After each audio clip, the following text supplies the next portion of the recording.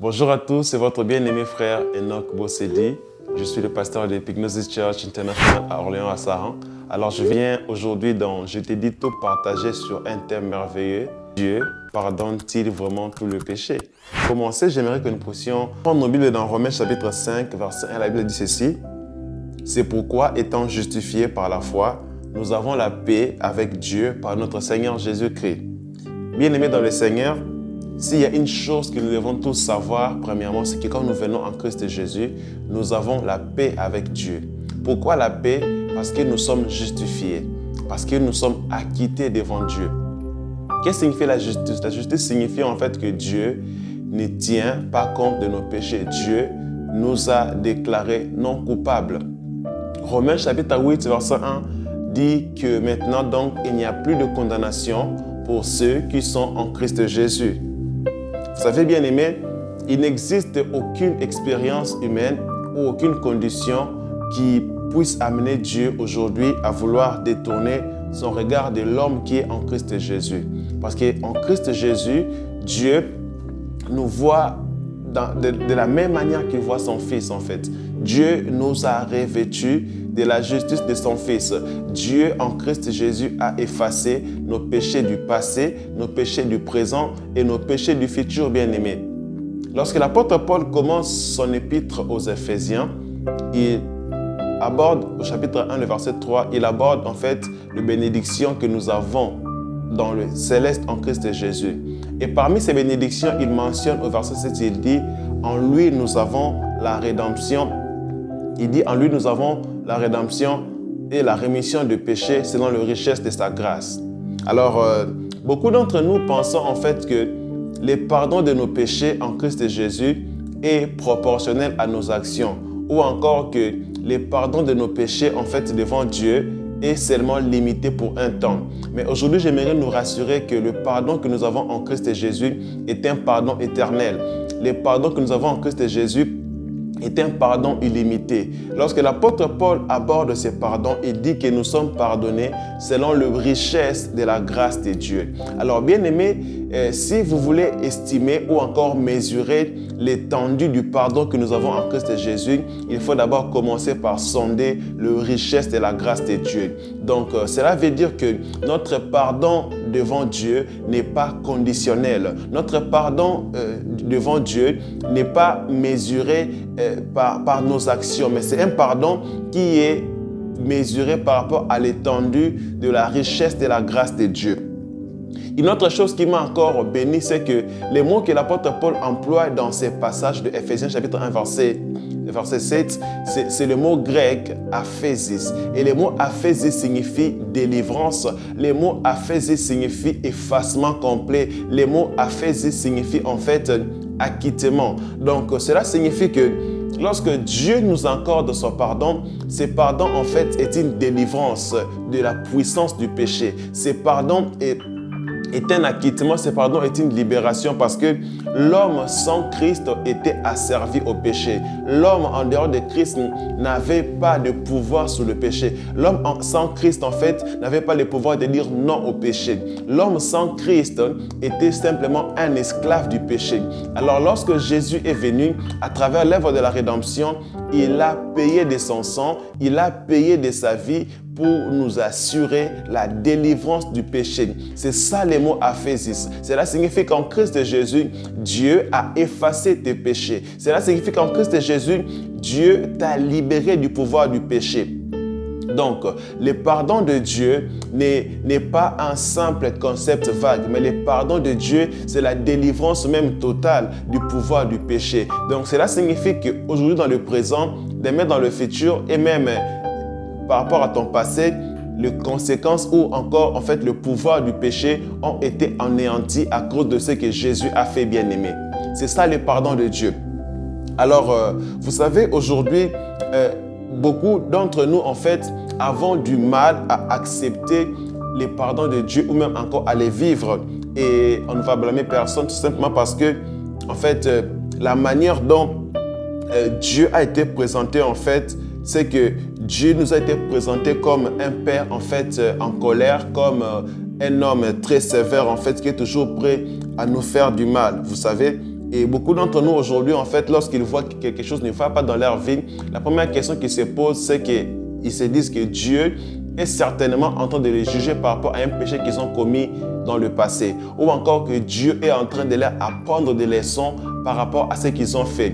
Mais la Bible ne nous enseigne pas cela. La Bible nous dit, en fait, dans 2 Corinthiens 5, 19, que Dieu était en Christ, réconciliant le monde avec lui-même, sans imputer aux hommes le péché, et il a mis en nous la parole de la réconciliation. Bien aimé dans le Seigneur, lorsqu'il y a réconciliation, il y a oubli.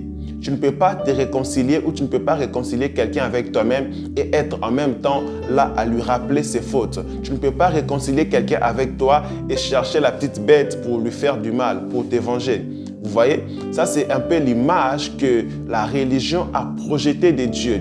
Mais la Bible nous dit que Dieu était en Christ. Ça veut dire que dans le sacrifice de Christ, dans son œuvre de rédemption, c'était Dieu lui-même en personne qui était en train de réconcilier le monde avec lui.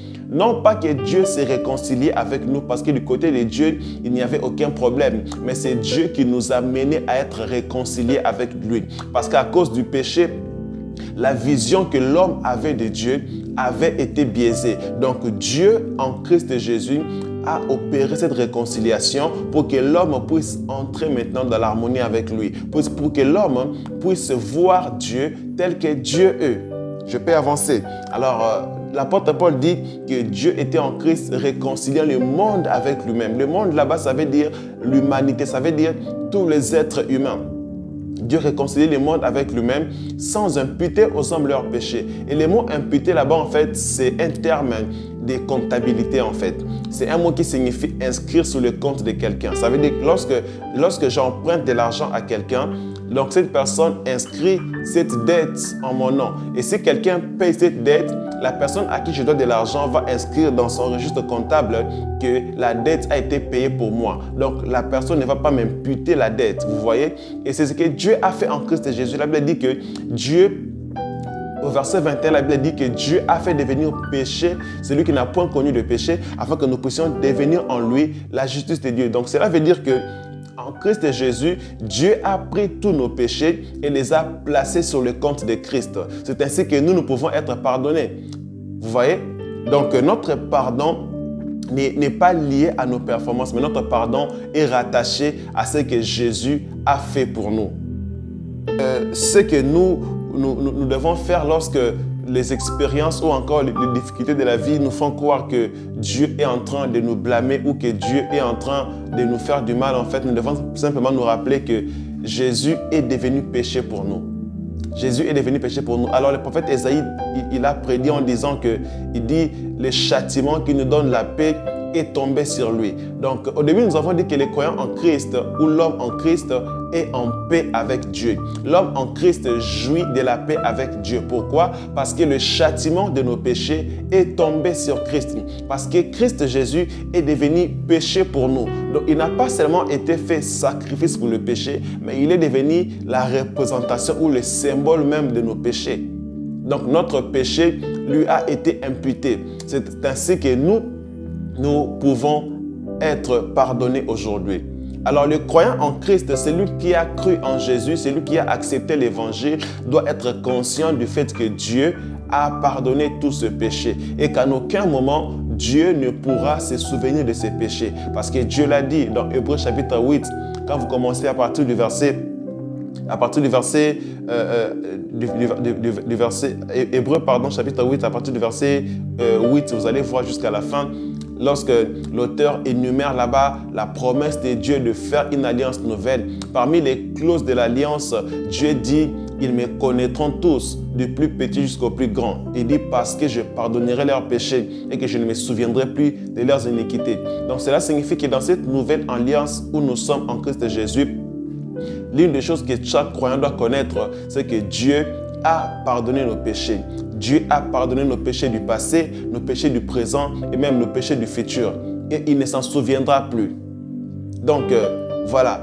Donc, Dieu a pardonné nos péchés. C'est une certitude que tout croyant doit implémenter dans sa vie. Alors, aujourd'hui, quelqu'un pourrait se dire, oui, si Dieu a pardonné nos péchés, qu'est-ce que cela change de nous?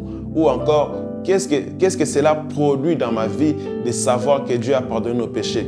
Un jour, quelqu'un a dit, mais n'est-ce pas qu'en disant aux croyants que Dieu a déjà pardonné nos péchés, n'est-ce pas que cela va pousser d'autres personnes à vivre comme bon leur semble? Bien-aimés, dans Luc chapitre 7, le verset 47 à 48, Jésus, il parle à son auditoire, il leur dit en fait que c'est lui à qui on a beaucoup pardonné, il aimera plus.